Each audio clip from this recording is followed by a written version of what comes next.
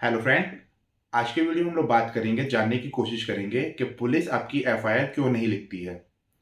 बहुत सारे लोगों के साथ ये होता है कि जब वो पुलिस स्टेशन में अपनी कोई भी शिकायत लेके जाते हैं तो पुलिस उनकी एफआईआर नहीं लिखती है। या तो वो जर्नल डायरी करके रख देती है और या फिर जो है उनकी एफआईआर लेने से मना कर देती है। तो देखिए, पहली बात कि अगर आपको ये नहीं मालूम कि एफआईआर कैसे लिखवाना चाहिए या पुलिस आपकी एफआईआर नहीं लिख रही है तो उसके बारे में क्या करना चाहिए, या फिर जीडी और एफआईआर में क्या डिफरेंस होता है, तो ये सब के बारे में मैंने ऑलरेडी वीडियो बना रखा है। आप प्लेलिस्ट में जाके चेक कर सकते हैं। अब बात करते हैं कि जब आपके साथ कोई क्राइम हुआ है और पुलिस आपकी एफआईआर नहीं लिखवाती है तो उसका क्या रीज़न होता है। सबसे पहला रीज़न ये होता है कि आप अगर जो एफआईआर लिखवाने जा रहे हैं उसके आपकी एफआईआर और आपकी कंप्लेंट को बैक करने के लिए आपके पास कोई एविडेंस नहीं है। फॉर एग्जांपल, आप जाके पुलिस स्टेशन में कहते हैं कि किसी आदमी ने आपको सबके सामने बहुत मारा है या आपके घर में घुस के बहुत मारा है। जब पुलिस इंक्वायरी के लिए जाती है आपके घर, तो वहाँ पे कोई भी आदमी गवाही नहीं देता है। सब डिनाई कर देते हैं कि ऐसा कुछ भी नहीं हुआ था, यहाँ पे कोई ऐसा झगड़ा नहीं हुआ। प्लस कोई ऐसी सीसीटीवी फुटेज भी नहीं है और ना ही आपके बॉडी पे ऐसी कोई इंजरी है। तो उस केसेस में जो है पुलिस के पास क्योंकि कोई एविडेंस नहीं हो रहा आपकी बात के लिए, इसी वजह से जो है पुलिस हो सके आपकी एफआईआर लिखने से मना कर देती है। दूसरा रीज़न आता है कि पुलिस जो है जिसके बारे में आप लिखवाना चाहते हैं एफआईआर, हो सके वो एक स्ट्रॉन्ग आदमी है, उसके कनेक्शन अच्छे हैं और पुलिस उसको जानती है, इसीलिए पुलिस उसको फेवर कर रही है और आपकी एफआईआर नहीं लिख रही है। एक और रीज़न हो सकता है, वो ये है कि पुलिस का जहाँ पे आप एफआईआर लिखाने गए हैं, वहाँ पे कोई अच्छा जो है सीनियर ऑफिसर नहीं है, जिसकी वजह से जो है कांस्टेबल एफआईआर नहीं लिख पा रहा है। क्योंकि थाना इंचार्ज जब तक नहीं होंगे, तब तक एफआईआर लिखना बहुत मुश्किल होता है, क्योंकि उन्हीं को सब कुछ देखना पड़ता है। एक और रीज़न आता है, वो ये होता है कि पुलिस को जब एक एफआईआर लिखती है, तो उसके बाद जो है पुलिस का काम बहुत ज़्यादा बढ़ जाता है।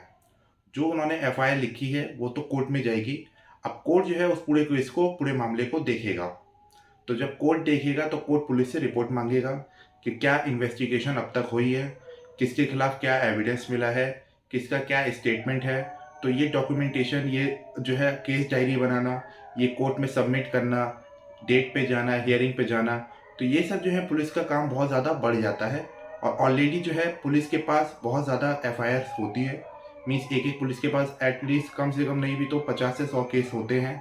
तो उनको वो केसेस भी देखने हैं और प्लस जब नया केस कोई आता है तो वो जो है सिलेक्टिव प्रोसीजर करते हैं। मीन्स जो केस ज़्यादा डेंजर नहीं है, सीरियस नहीं है, फॉर एग्जांपल आपका मोबाइल चोरी हो गया है या आपके अपने भाई से मारपीट हुई है, तो वो सब केस को बेफालतू में वो लोग एफआईआर लिखना नहीं चाहते हैं। इसीलिए आपको जो है समझा के या जर्नल डायरी करके छोड़ देते हैं। जब तक कोई संगीन जुर्म नहीं होता, तब तक जो है वो एफआईआर फिर लिखना नहीं चाहते हैं।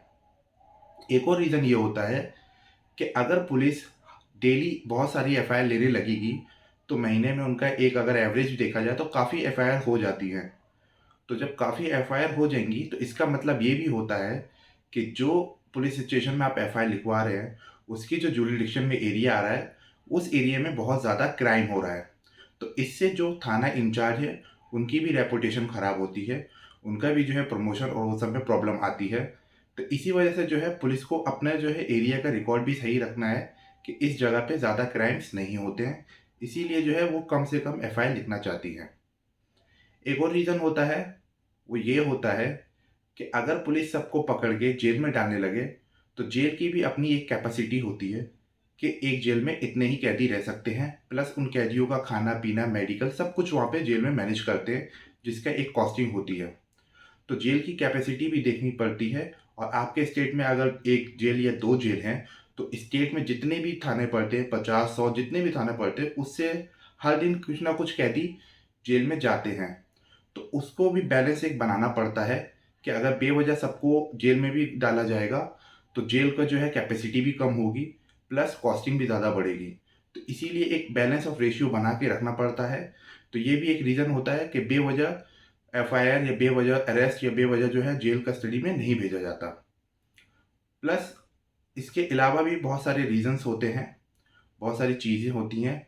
हो सके पुलिस ने घूस लिया हो या फिर हो सकता है जो आप एफआईआर लिखाने जा रहे हैं, ठीक है, तो पुलिस जो है लापरवाही कर रही है, तो ये सारे भी रीज़न्स होते हैं। अगर पुलिस आपके किसी भी कारणवश आपकी एफआईआर नहीं लेती है, तो आप जो है कोर्ट से भी एफआईआर कर सकते हैं।